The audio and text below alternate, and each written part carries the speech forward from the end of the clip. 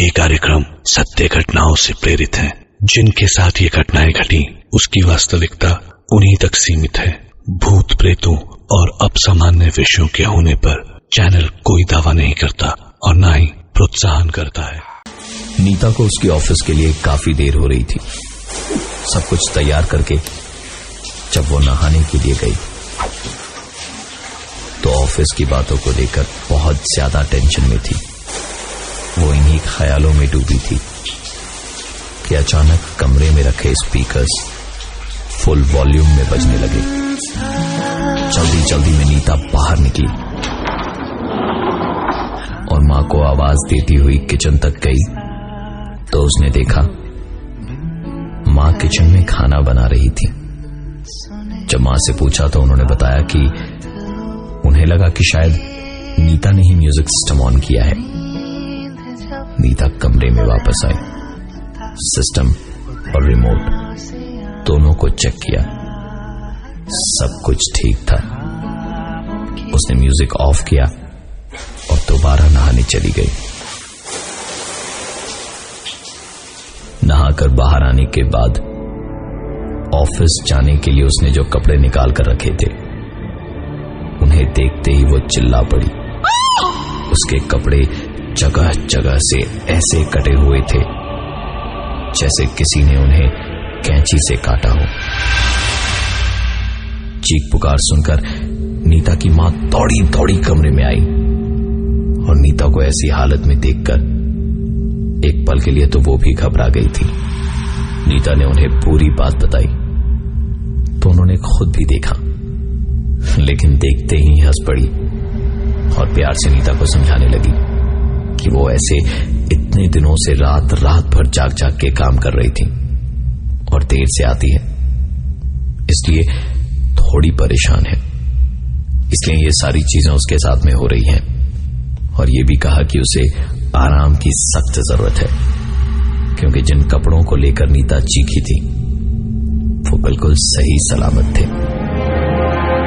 नाश्ते की टेबल पर बैठ के मां ने नीता को चाय दी और वापस अंदर किचन में गई। नीता ने भी सोचा कि मां सही कह रही है। सोचते सोचते उसने देखा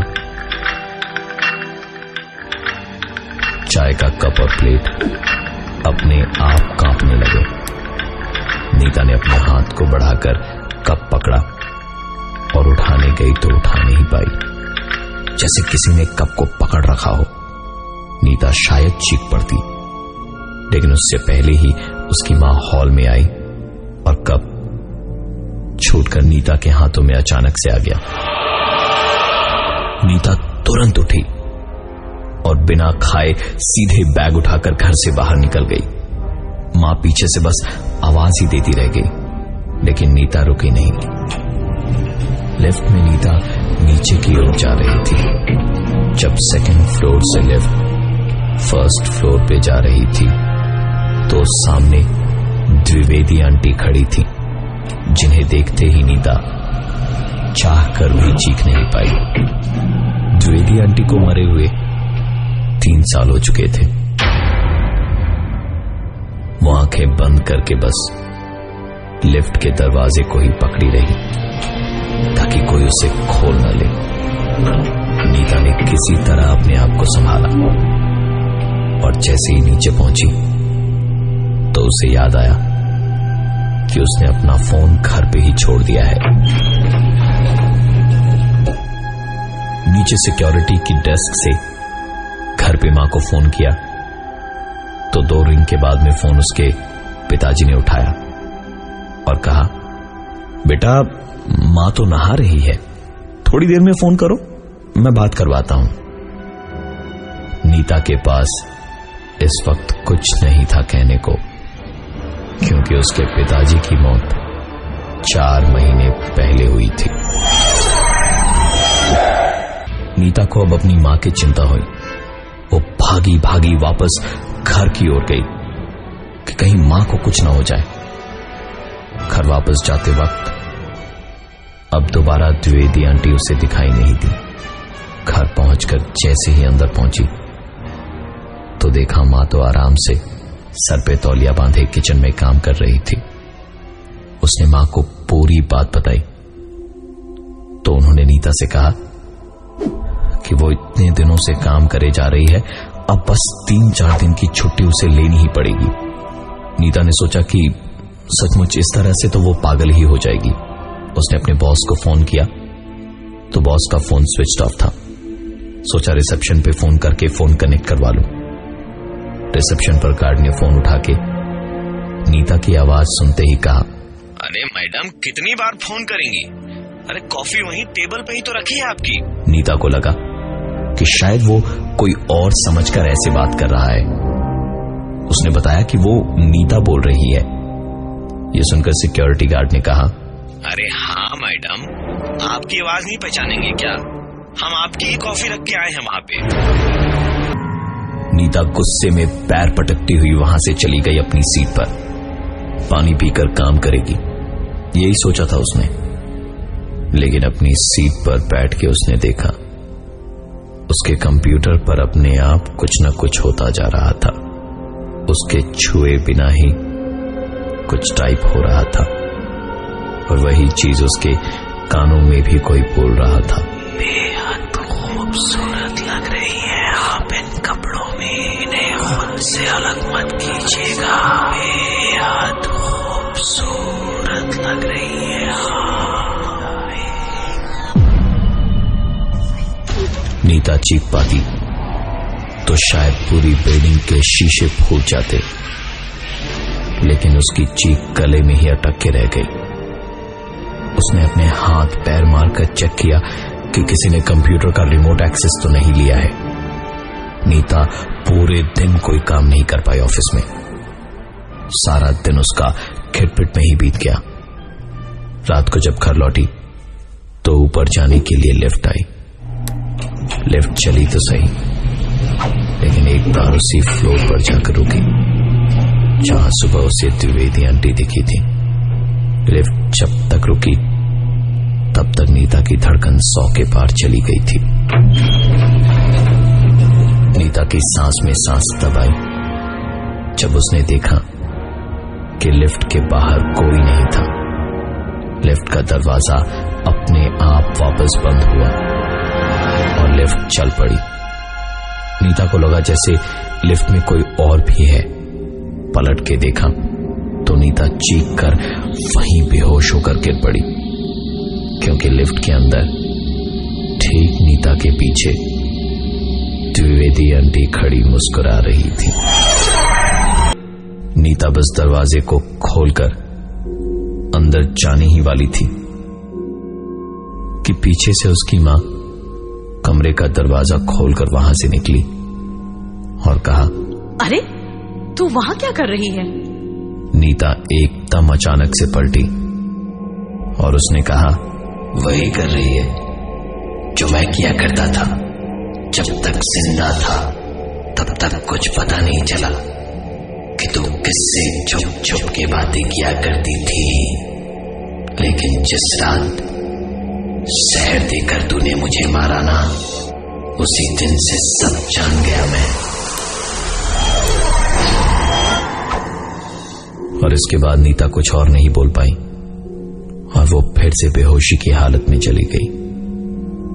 उसकी मां ने किसी तरह उसे संभाला और पानी के छींटों से जगाया और फिर उसे अपने साथ अपने पास में ही सुलाया। नीता जैसे काफी गहरी नींद में थी। उसकी मां जैसे ही सोई, नीता की आंखें खुली। सुबह होने में बस कुछ ही मिनट बाकी थे। न जाने नीता को क्या सूझी कि वो घर से तुरंत बाहर निकली, लिफ्ट में गई और फर्स्ट फ्लोर का उसने बटन दबाया। लिफ्ट वहां पहुंची तो बाहर निकल के देखा द्विवेदी आंटी अपने फ्लैट के दरवाजे के पास सीढ़ियों पर बैठी है। उनके पास जाकर नीता ने कहा, आंटी आप तो जा चुकी हो ना, आप वापस क्यों आई हो? क्या आप मुझे कुछ बताना चाहती हो? शायद इसीलिए आप मुझे बार बार दिखाई देती हो। वो मुस्कुराई और नीता के कानों के पास अपना चेहरा ले गई और एक नंबर उसे बोला। नीता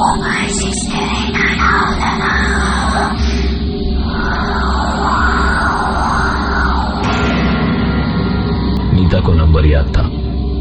उसने कहीं तो इस नंबर को सुन रखा था। वो तुरंत वापस अपने घर की ओर भागी और पहुंचकर अपना मोबाइल निकाला तो देखा बिना चार्ज किए फोन ऑफ हो चुका था। घर का लैंड फोन डेड पड़ा था। उसने मां का मोबाइल उठाकर नंबर डायल किया तो घंटी जा रही थी।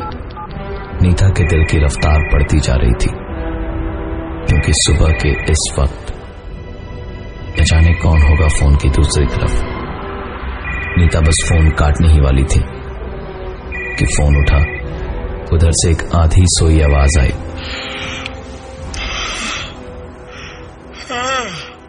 क्या हुआ? आज सुबह सुबह रोमांस कैसे सूझ गया तुम्हें? नीता की सुबह की शिफ्ट है क्या? नीता ने तुरंत अपना फोन काटा। देखा नंबर सेव था और वो किसी और का नहीं, द्विवेदी अंकल का था। नीता की मां तकरीबन 2 घंटे के बाद जब सो के उठी तो नीता उनके सामने बैठी थी और घंटों से बस रोए जा रही थी। उसकी मां ने बार बार पूछा,